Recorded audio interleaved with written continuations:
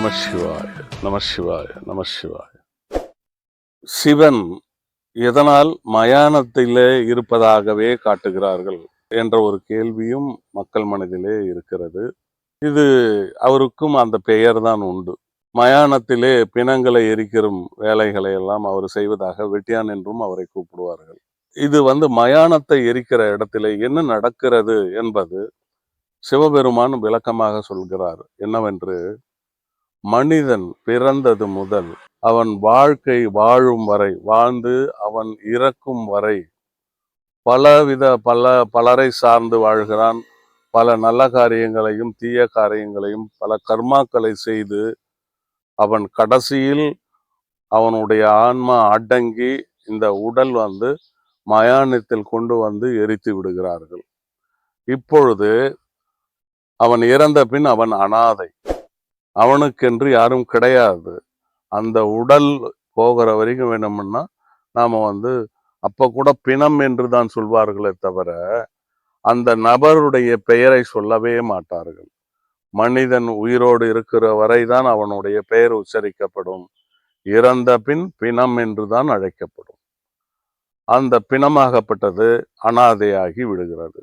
அந்த உடலாகப்பட்டது யாருடைய சொந்தமும் இன்றி அனாதையாக வருகிறது. அந்த பிணத்தை கொண்டு நாம் மயானத்திலே எரித்து விடுகிறோம். இப்பொழுது அந்த உடல் அழிந்து விட்டது, அந்த ஆன்மா இருக்கிறது. இந்த ஆன்மாவாகப்பட்டது 16 நாட்கள் வரை சுற்றி கொண்டிருக்கும், தன் வீட்டையே சுற்றி இருக்கும், தன் உறவினர்களை சுற்றி பார்க்கும் என்பதெல்லாம் சொல்லப்பட்ட ஒரு சாஸ்திர விதிகள் தான். சிவபெருமான் ஏன் அதை அங்கே உட்கார்ந்திருக்கிறார் என்றால், இந்த அனாதையாக போனவர்களை தான் அழைத்து தன்னுடன் அவர்களை சேர்த்து கொண்டு அவர்களுக்கு நல்லுலகம் காண, முக்தி கிடைக்க அருள் புரிகிறார். அதற்காகவே அந்த மகான், அந்த இறைவன் மயானத்திலே அமர்ந்திருக்கிறார்.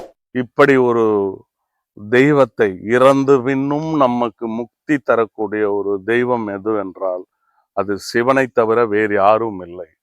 அதனால் சிவன் மயானத்திலே உட்கார்ந்து கொண்டு இந்த அனாதையான ஆன்மாக்களை தன்னோடு அரவணைத்து அவர்களுக்கு மறுஜன்மத்தை கொடுத்து அனுப்புகிறார்.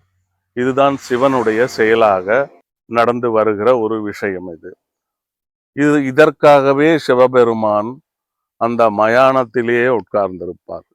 கைலாய மலையில் கூட அவருக்கென்று ஒரு இடம் இருந்து அதில் மயானங்கள் தான் இருக்கும், அதிலே பிணங்கள் எரிந்து கொண்டிருக்கும். அதற்கு இடையில் உட்கார்ந்து கொண்டுதான் அவர் தியானங்கள் அனைத்தையும் செய்வார். இந்த தியான நிலையிலே இருக்கும் பொழுதுதான் இந்த ஆன்மாக்களோடு பேசுறார் அப்படின்னு சொல்லுவோம். சரி, மயான உடலில், அதாவது மயானத்தில் உடல் எரிந்த சாம்பல்கள் ஏன் இந்த அகோரிகளும் பூசிக்கொள்கிறார்கள், சிவபக்தர்களும் பூசிக்கொள்கிறார்கள்? சிவபக்தர்கள் உடல் முழுவதும் பூசுவதில்லை, அவர்கள் திருநீராக அணிந்துதான் சிவனை வணங்குகிறார்கள். கொஞ்சம் வேண்டுமென்றால் உடல்ல கொஞ்சம் அங்கங்க பூசிக்கொள்வார்கள். ஆனால் அகோரிகள் உடல் முழுவதுமே அந்த சாம்பலைத்தான் பூசுவார்கள். இந்த சாம்பல் அப்படின்னு சொல்லும்போது அதிலும் ஏதேனும் ஒரு விஞ்ஞானம் இருக்கத்தானே செய்யும். ஏனென்றால் இன்றைய காலகட்டத்தில் விஞ்ஞான வழியாகத்தான் அனைத்தையும் புரிந்து கொள்ள எத்தனிக்கிறார்கள் மனிதர்கள். அப்படி சொன்னால் மட்டுமே அவர்களுக்கு அது புரிதலாக ஏற்படுகிறது, ஏற்றுக்கொள்ளக்கூடிய ஒரு மனப்பக்குவம் வருகிறது. ஆக எலும்புகள் எரிந்த பின் ஏற்படுகின்ற சாம்பலிலும் சில விஞ்ஞான முறைப்படி சில மருத்துவ குணங்களும் அதிலே இருக்கிறது. இதை பொதுவாக என் அனுபவத்திலே நான் பார்த்தது, காசியிலே மணிகர்ணிகா என்ற இடத்திலே நிறைய பிணங்கள் எரிந்து கொண்டிருக்கும். அந்த இடத்திற்கு சென்றேனானால் எல்லா ஆடைகளையும் களைந்து விட்டு வெறும் ஒரு சிறிய துணியை மட்டும் கோவணமாக கட்டிக்கொண்டு அங்கே எரிந்து கிடந்த பிணத்தின் சாம்பல்களை எல்லாம் உடல் முழுவதும் பூசிக்கொண்டு ஏதோ ஒரு இடத்தில், அந்த பிணங்கள் எரிகின்ற இடத்தில் உட்கார்ந்து தவம் ஏற்றுவேன். இந்த தவம் ஏற்றும் பொழுது இந்த அக்னியோடைய ஜுவாலைகள், அதனால் ஏற்படக்கூடிய வெப்பம் தாக்குவது குறைவாக இருக்கிறது. ஒரு சாதாரண உடம்போடு போய் உட்காருவதற்கும் இந்த சாம்பலை பூசிக்கொண்டு உடல் முழுவதும் பூசிக்கொண்டு உட்காருவதற்கும் நிறைய வித்தியாசங்கள். அதாவது கிட்டத்தட்ட ஒரு 60% வெப்பம் நம்மை தாக்குவது குறைவாகிறது. அப்பொழுது நாம் தியானம் செய்வதற்கும் சரி, தியானம் என்று சொல்ல முடியாது, அங்கே உட்கார்ந்து தவம் இயற்றலாம். யாரை குறித்து அப்படி என்றால் சிவனை குறித்து மட்டும் நீங்கள் தவம் இயற்றலாம்.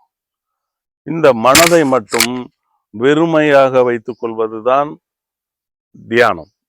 அந்த வெறுமையோடு அங்கே இருக்கக்கூடாது. அதற்கு பல காரணங்கள் சொல்லப்படுகிறது. அதனால் வெறுமனே தியானம் பண்ணக்கூடாது. குறிப்பாக சூன்ய தியானம் வேண்டாம் என்று சொல்லலாம். மற்றபடி சிவனை வேண்டியோ அல்லது மற்ற சக்தியை வேண்டியோ நீங்கள் தவம் இயற்றலாம். எவ்வளவு நேரம் வேணுமானாலும், எவ்வளவு நாட்கள் வேண்டுமானாலும் நீங்கள் அதை செய்யலாம். பிறகு நாம் திரும்பி வந்து விடும் பொழுது நன்றாக குளித்து சிவனை வணங்கிவிட்டு நீங்கள் வீட்டுக்கு வரலாம். நீங்கள் தங்கள் ஊர்களுக்கு வரலாம். இல்லை மனசு இடம் கொடுக்கலன்னா அங்கேயே கூட இருக்கலாம். இது அனைத்தையும் நாம் செய்ய வேண்டியது எப்போ அப்படின்னு சிலருக்கான கேள்விகள் வரும். வயது முதிர்ந்த பின் நாம் கடைசி காலத்தை தான் இப்படி கழிக்கணும்னு சொல்லுவாங்க. அப்படி அல்ல. நீ பிறந்து திருமணம் என்று செய்து கொண்டாயானால் உன் கடமைகளை முடித்து விட்டு போகலாம். அது எந்த வயதில் வேண்டும் என்றாலும் போகலாம். உடல் ஆரோக்கியமாக இருக்க வேண்டும். இந்த செயல்களை செய்வதற்கு உன் உடல் ஒத்துழைப்பு தர வேண்டும்.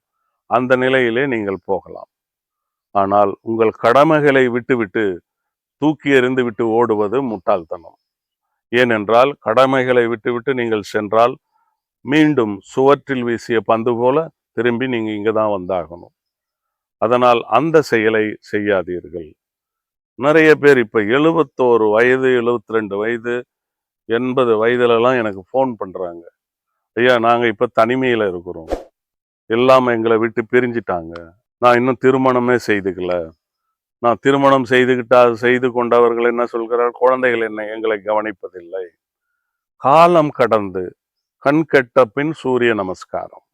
அதுவரை பாசத்திற்கு கட்டுப்பட்டு இதை செய்வாங்க, நம்ம பசங்க அதை செய்வாங்கன்ற நினைப்பிலேயே வாழ்ந்து வந்ததினால் ஏற்படக்கூடிய காலதாமதம் இப்பொழுது உங்களுக்கு மனதையும் ஒருநிலைப்படுத்த முடியாது, உடலும் ஒத்துழைக்காது.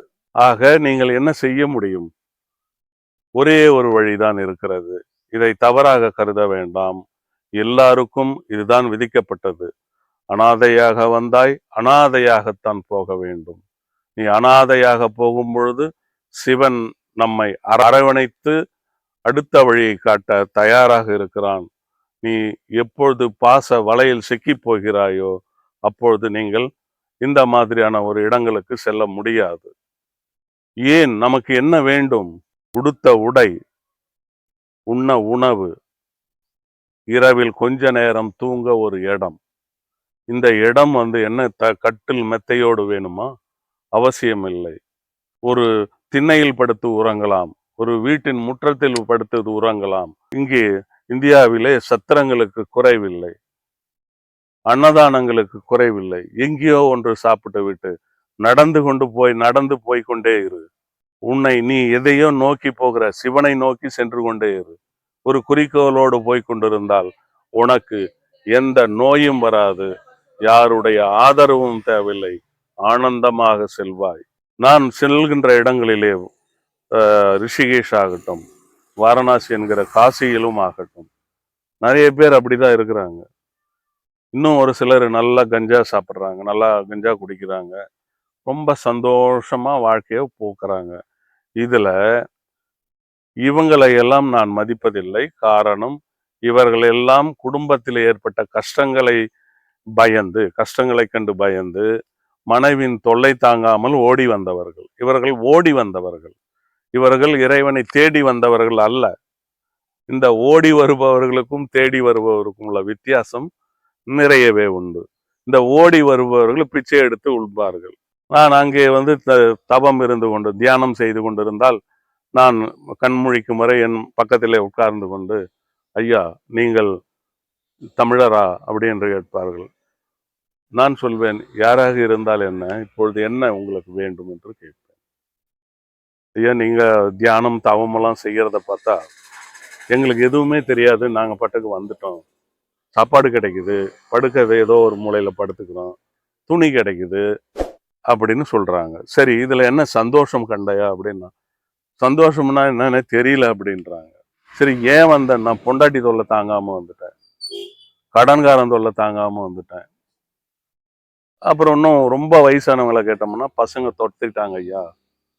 சரி சிவனே கதின்னு வந்தேன். இந்த சிவனே கதின்னு வந்தவர்கள் தேடி வந்தவர்கள், மற்றவர்கள் ஓடி வந்தவர்கள். இந்த ஓடி வந்தவர்களுக்கு என்னாலும் முக்தி கிடைக்காது, தேடி வந்தவர்களுக்கு மட்டுமே முக்தி கிடைக்கும். இது சிவன் வாக்கு. ஆக நாம் நம்முடைய உடம்பு ஏதோ ஒரு புள்ளியிலிருந்து தானே உருவாகி இருக்கிறது. அன்னையின் கர்ப்பத்திலே ஏதோ ஒரு புள்ளியிலிருந்து உருவாகி இருக்கிறது. சில நேரங்களில் நாம் ஒரு வயதுல நாம் கடமைகளை செய்யும் பொழுது அமைதியாக நம் கடமைகளை செய்து வந்தோமானால் எல்லாம் அந்தந்த காலகட்டத்திலே அது கிடைக்கும். ஆனால் நாம் ஒரு இதுக்காக வெயிட் பண்ணி ஒரு காலத்துக்காக நாம் காத்திருக்கும் பொழுது சிலர் சொல்வார்கள், காத்திருப்பதால் உனக்கு எந்த புண்ணியமும் கிடைக்காது என்று பல வகையிலே சொல்வார்கள். இதற்கு நான் இன்னொரு உதாரணத்தையும் சொல்ல வேண்டும். மிருகங்கள் தங்களுடைய இறப்பு காலம் வரும்பொழுது எந்த மிருகமும் தன் இனத்தோடு இருப்பதில்லை. தன் இனத்தை விட்டு பிரிந்து சென்று, தன் கூட்டத்தை விட்டு பிரிந்து சென்றுதான் அவர்கள் மரணம் அடைகிறார்கள். எப்படி மரணம் அடைகிறார்கள்?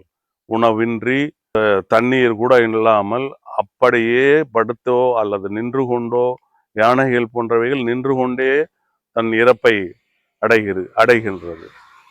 ஒன்று வேண்டாம், காக்கையை எடுத்துக் கொள்ளுங்கள். காக்கைக்கு தெரியும் தான் இறக்கப் போகிறோம் என்று தெரிந்தவுடனே தன் கூட்டத்தை விட்டு பிரிந்து காட்டை நோக்கி சென்று விடும் என்பார்கள். காட்டில் சென்ற பின் அது இறக்கும் வரை உணவு ஏதும் உட்கொள்ளாது, தண்ணீர் கூட அருந்தாது. மரத்தின் மீது ஒரே இடத்தில் இருந்து கொண்டே தன் உயிர் பிரிந்ததும் கீழே உழுந்து மண்ணோடு மண்ணாகி போகின்றது.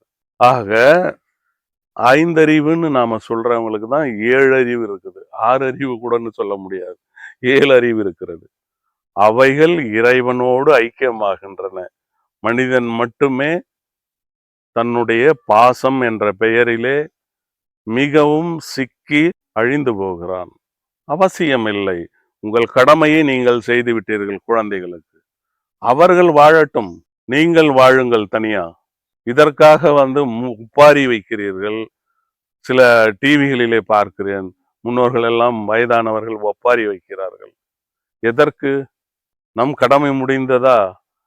நம்மை படைத்தவனை நோக்கி செல். இதைதான் நான் சொல்லுவேன். நான் அப்படிதான் என்னுடைய வாழ்க்கைய மாத்தி வச்சிருக்கேன். இப்போ போயிட்டே இருக்கணும், அவ்வளவுதான். எனக்கு எப்ப தோணுதோ அப்ப நான் பாட்டுக்கு எங்கேயோ ஒரு இடத்துல ஒரு சிவன் கோயில்ல இருப்பேன்.